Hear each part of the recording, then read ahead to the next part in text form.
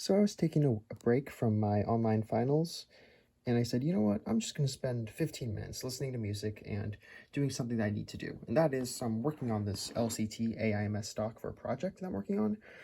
One thing I need to do was remove the foam chunk, the foam rubber chunk from the stock. Pretty easy to do. If you've seen my E&L AIMS stock disassembly video, you'll know that it should, in theory, be really easy to do.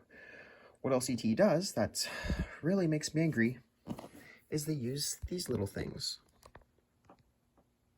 Split pins. Now, if you ever remove these split pins from anything, you can tell that it's just a massive pain in the butt to do. And here's proof. This is the split pin that I took off from here. There's a split pin holding in this little foam rubber chunk piece into the stock. Why is it there? I have no clue. Like I said, if you've seen my E&L AIMS stock disassembly, you know that E&L just uses a simple steel pin. And it's easy to tap out. You use like a little punch. I literally use an Allen key to tap it out because it's so easy to do. On this LCT one, they used a split pin. They use split pins all over this thing. So no, there will not be a disassembly video on this. I'm not even going to try that. All I'm going to do is break it and then be sad that I wasted $70 on this thing, which, if I be honest, already kind of feels like a waste just because of the quality of this product. The paint is not nearly as good as E&L's, which shocks me because LCT is supposed to be the king of painted AKs. Even here, like, God, I'm not even sure, like, what words to use to describe this. Just doesn't really look very finished, you know? This is brand new, keep in mind. It's already showing signs of wear. This is brand new, straight out of the factory, so why is that the case? Connects only with one screw and not with two, which is strange. The E&L one connected with two. Did it connect with two? I think it connected with two. No, it connected with one. The E&L connected with one. It just had another screw within the stock. It had two screws connected to the body with one. But besides that, it connected to the body in an intricate manner where you had to knock it down and then knock it to the side in order to get it out. Here, all that happens is that this slanted part connects into the body. That's the only thing that's really, besides the screw, that's holding the stock in place. So I'm much less confident about the way the stock connects to the E&L body.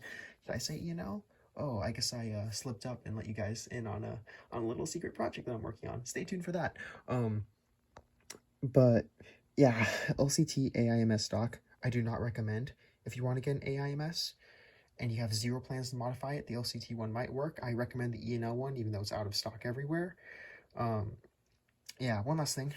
Oh, by the way, I put the E&L pin inside of here just because I don't want to have to disassemble it again, and the E&L pin is relatively easy to come out. On the LCT stock. Much easier on the E&L stock. It can fit the LCT, just hard to take out. One last thing before I go. The LCT foam rubber chunk is made out of this really cheap feeling foam. That's less of a rubber and more of a foam. My camera isn't really focusing on it, but there's visible mold lines on it. Kind of like their grips. Speak of the devil. This is an LCT slim motor grip. Look at the horrible mold line. Look at the horrible print job. Let's get that shit out of here. Yeah, it just feels really bad quality. On the other hand, this is an old, it's been used quite a bit, E&L rubber chunk, a foam rubber piece that's more rubber than foam, very smooth, very, very nice looking. It sits in the stock much better than this one. You can see that there's gaps in here, and that's a stock LCT foam rubber chunk. This is the E&L one. Let's put it down here. Oh, look at that. There's no gaps or anything. Up here, there's gaps. Yeah, the purpose of this video is just to show how horrible quality the LCT AIMS stock is. Seems like it's following the trend of LCT AK parts being really bad quality. At least that's my observation. Let me know if you guys think otherwise. Just wanted to make this video just to show you that the LCT AIMS stock is a pain in the butt, and I fully recommend the E&L one over it. The only difference is that this has a lever folding system, which, there we go. It's a little bit tough to push in, just like the E&Ls, but the E&L has a button system, works better in my opinion. Anyways, thanks for watching, guys, and stay tuned for more angered rants about LCT.